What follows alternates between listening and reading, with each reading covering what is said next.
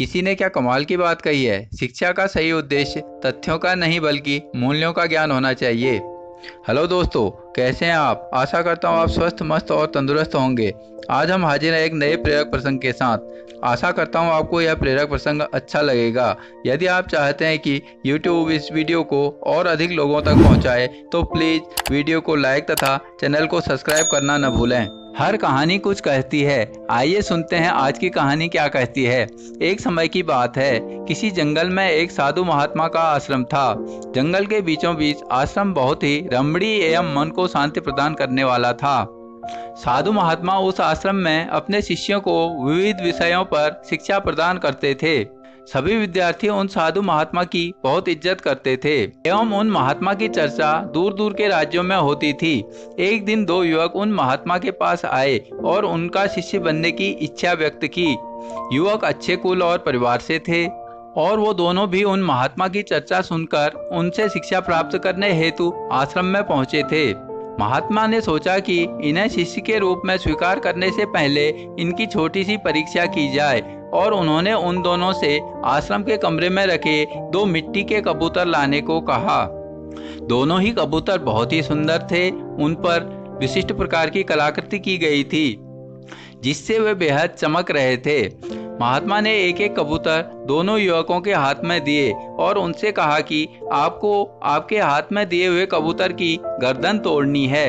यह सुनकर युवकों को लगा कि यह तो बहुत ही सरल काम है और इससे क्या शिक्षा हासिल होगी और इससे गुरुजी क्या परीक्षण करेंगे।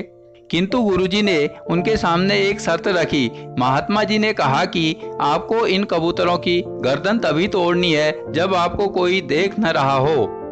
स्मरण रहे, यदि आपको इनकी गर्दन तोड़ते हुए किसी ने देख लिया तो आप परीक्षा में निष्फल हो जाओगे।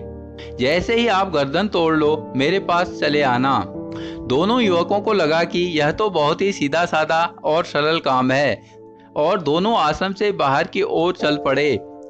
एक युवक आश्रम से थोड़ी दूर गया और उसने देखा कि यहाँ कोई देख नहीं रहा है, दूर दूर तक कोई दिखाई नहीं दे रहा है, तो मैं गर्दन तोड़ देता हूँ और गुरुजी से जाकर यह बात तुरंत कहता हूँ। दूसरा युवक हाथ में उस कबूतर की कलाकृति को लिए दूर जंगल में चला गया। जब वह एक घने जंगल में पहुंच गया तो एक पेड़ के नीचे बैठा और कबूतर की गर्दन तोड़ने का फैसला किया। किंतु जैसे ही वह गर्दन तोड़ने वाला था उसकी नज़र उस पेड़ पर बैठे एक पक्षी पर पड़ी। तो उसने सोचा कि अगर मैं यहाँ गर्दन तोड़ दूंगा तो यह पक्षी मुझे देख रहा है, मुझे कोई और तरीका अपनाना होगा। कुछ विचार करने के बाद वह युवक पास की झाड़ियों में जाकर छुप गया। उसे लगा झाड़ियों में मुझे कोई नहीं देखेगा और मैं गुरुजी का दिया हुआ काम पूरा कर पाऊंगा। किंतु उसने देखा कि झाड़ियों में छोटे छोटे कीट पतंगे और मक्खियां भी थी जो उसे देख रही थी। यह सोचकर वह झाड़ियों में भी कबूतर की गर्दन तोड़ नहीं पाया। कुछ समय विचार करने के पश्चात उसे एक उपाय और सूझा। उसने एक गड्ढा खोदा और उस गड्ढे में बैठ गया। अब उसे लगा कि उसे कोई देख नहीं रहा है, तो उसने उस कबूतर की कलाकृति की गर्दन तोड़ने का फैसला लिया। किंतु उसे एक विचार आया कि अगर मैं इस कलाकृति की गर्दन तोड़ दूंगा तो इस कलाकृति में जो आंखें बनी हैं वो मुझे देख रही हैं। और यही सोचकर उसने उस कलाकृति पर एक कपड़ा डाल दिया और जैसे ही वो उसकी गर्दन तोड़ने को हुआ उसे ख्याल आया कि मेरी आंखें उसे देख रही हैं इस कबूतर की गर्दन को तोड़ते हुए। तो उसने अपनी आंखें बंद कर ली। अब युवक को न ही कलाकृति की आंखें देख रही हैं और न ही उसकी खुद की आंखें। और वह जैसे ही गर्दन तोड़ने को हुआ मानो उसके अंदर से आवाज उठी कि अरे मैं तो देख रहा हूँ। और वो आवाज उसके हृदय की थी, मैं तो देख रहा हूँ। अब वह युवक पूर्णतः समझ गया कि गुरुजी की परीक्षा किस शिक्षा की तरफ इशारा कर रही है। वह युवक उस कबूतर की कलाकृति को लेकर गुरुजी के पास पहुंचा और उसने कहा, क्षमा कीजिए गुरुदेव, मैं आपकी दी गई परीक्षा पूर्ण नहीं कर पाया क्योंकि हर समय कोई न कोई मुझे देख रहा था। अंत में मुझे आभास हुआ कि अगर बाहरी दुनिया मुझे नहीं देख रही है तो मेरे भीतर बैठी अंतरात्मा मुझे हमेशा देख रही है। इसी कारणवश गुरुजी मैं आपकी परीक्षा पूरी नहीं कर पाया। इस बात के लिए मैं आपसे क्षमा प्रार्थी हूँ। गुरुजी ने कहा, हे नवयुवक, तुम इस परीक्षा में असफल नहीं किंतु पूर्णतः सफल हुए हो।